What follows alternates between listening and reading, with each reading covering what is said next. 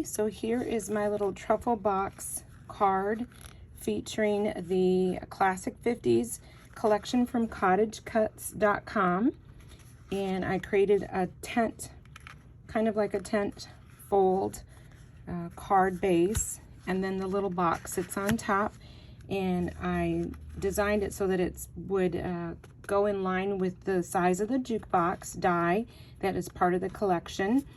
And then I used the largest record, and then I created it with a little lid, so the lid kind of slides in between.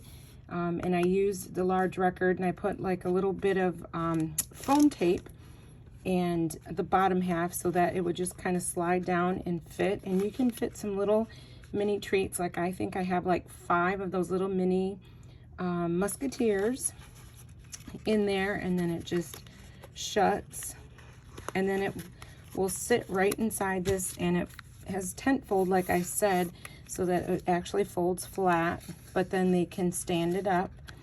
And I have all the measurements on my blog post, so I'll leave a link down there where you can see that, and it just fits in there nice and snug while it's open. And then I just decorated the front with the little classic radio, some more of the records, some of the music notes, and then of course the Let's Party.